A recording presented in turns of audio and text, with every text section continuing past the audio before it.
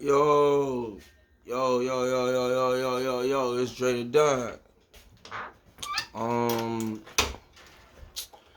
I just I just had random thoughts, man. I was just smoking and chilling and finna go to work, and I was just had random thoughts, about certain artists in the history of time and what have happened to them when they have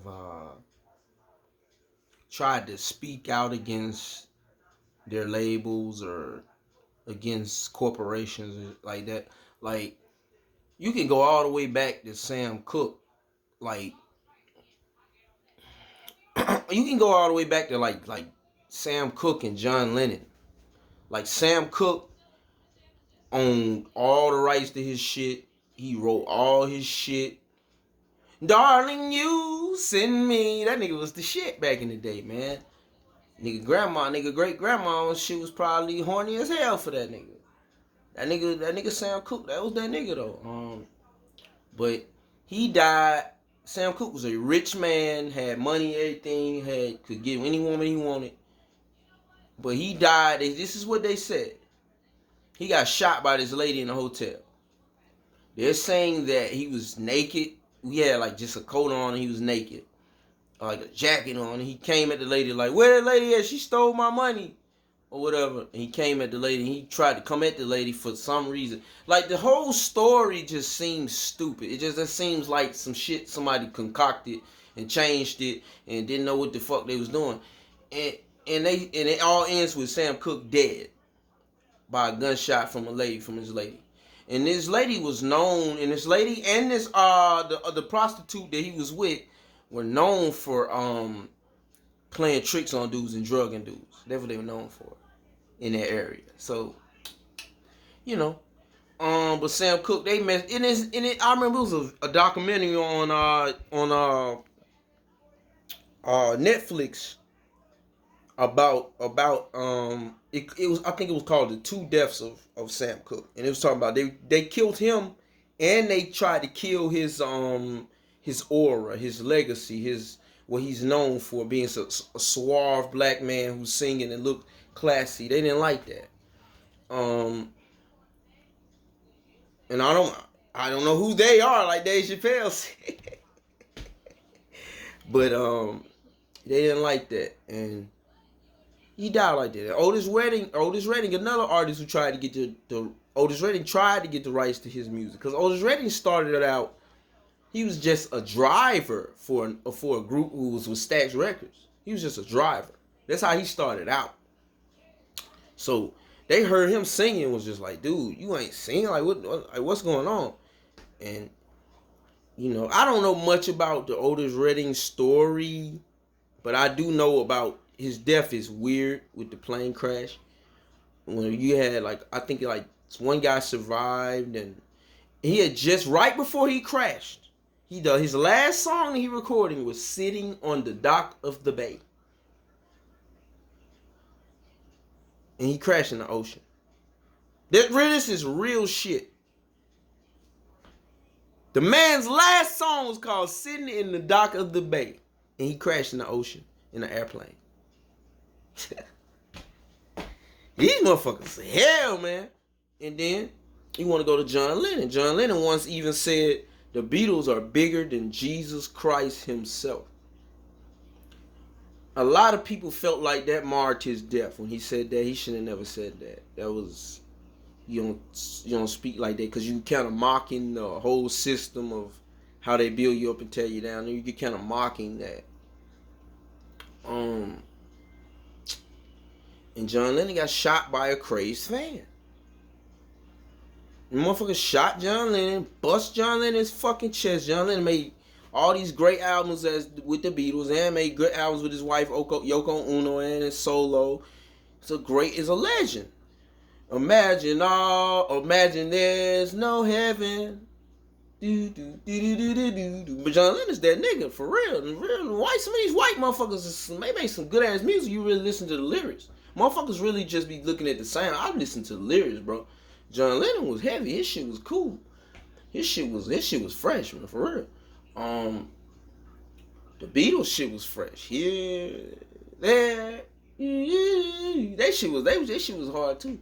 They had a lot of good songs. I ain't don't need copyrighted singing that shit.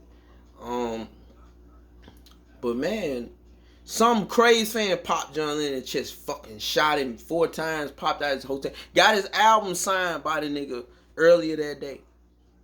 So the nigga's crazy, right? A motherfucker who is out of his mind has the presence of mind, but you're out of your mind, but you have the presence of mind. And you know what? I'm gonna get my autograph. I'm gonna stake out the place. This motherfucker has tactics, but he's out of his mind though. The fuck out of here, man. This shit don't be making sense when you really think about it and break that shit down. Man, but John Lennon is dead. Fucking dead.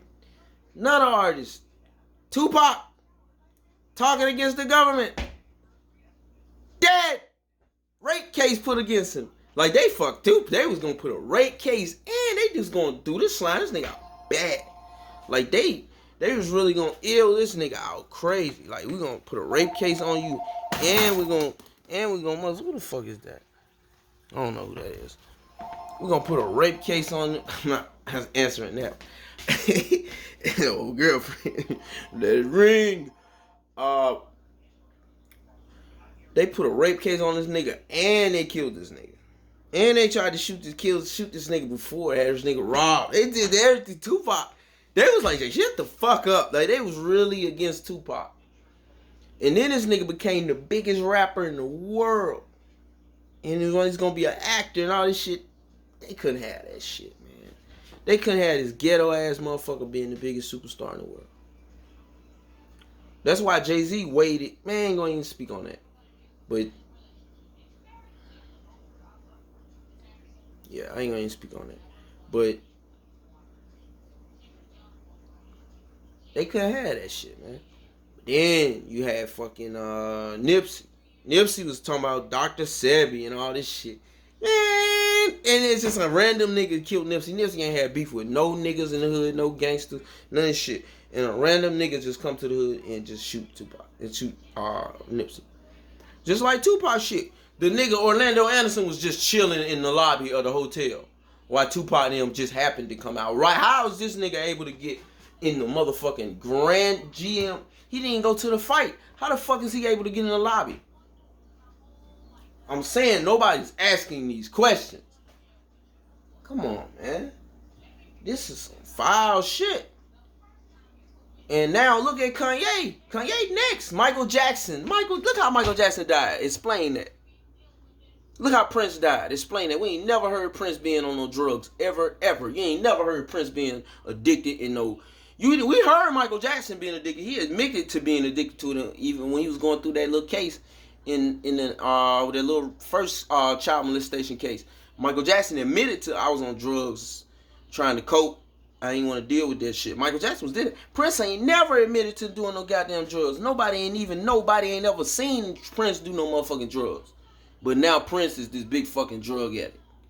Get the fuck out of here with that shit, man. Prodigy, who was talking about Illuminati and all that shit, and talking about, man, if me and Pop would have been knew everything, we would have been got together and been cool. And he said that it was a gangster named E Money Bags. A real nigga tried to kill the nigga who had tried to kill Tupac. Had tried to. Let me stop. E Money Bags tried to kill the nigga Preem, who tried to have 50 Cent killed. Preem. The nigga Preem. You can see 50 Cent in some of his songs say fuck Preem and all that. Preem is that gangster nigga that tried to have Tupac. I keep saying Tupac. 50 Cent killed. E Money Bags, he tried to have E Money Bags killed too. He had one of E Money Bags' homeboys killed. E Money Bags was gonna kill him, and E Money Bags ended up killing another nigga, and then they ended up killing E Money Bags. It's some wild. I love learning about this shit. But that's why I like learning my history and knowing what's going on, man, and knowing what niggas say, cause this shit they tell y'all anything on the news, bro. Prodigy's death. They say this nigga choked on an egg. That's how they say this man died. He choked on an egg. That's some wild shit. So Tupac lived 7 days and then they had it. Man, that don't sound right, bro. Man, that shit crazy. That shit don't be sounding right. Easy E, just like Bone Thugs and Harmony. Them niggas said Easy E went from okay to a common call to a little cold to full blown AIDS in like a fucking week. The fuck? That don't sound right. That shit don't be sounding right. Then they tell Suge Knight to come out and say, well, I put a little Easy E in this drink. I put a little, sticking with that Easy E. No, you didn't, bum bitch ass nigga. You niggas wasn't scared of Easy E. Suge Knight and them niggas was scared of Easy E, man. Them niggas would never touch Easy E. Straight up. If you know niggas that knew Easy E back in the day, when niggas weren't touching Easy E. That's from what I hear. They ain't touching Easy E. He ain't that type of nigga to be playing with like that. But he was another nigga who was trying to get his shit, trying to get his money and all that shit. Another nigga dead. All the niggas who Kanye. I don't think Kanye make it to 2025. 2025, if Kanye West still alive, I'd be shocked. They finna take that boy out. He talking too much, man. They done already ruined his life. They took this nigga everything, and this nigga still making songs. Some way I'll be free, still sampling and shit. They hate that shit. R. Kelly singing in jail, yeah, smiling. They hate that shit, dog. That shit make them die inside. R. Kelly in jail smiling. What the fuck? And R. Kelly's wrong. This motherfucker's a pedophile.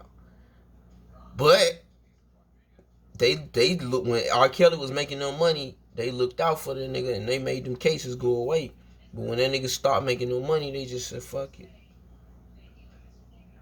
But it's a stain on their reputation or whatever, man. Till next time, Jordan, peace.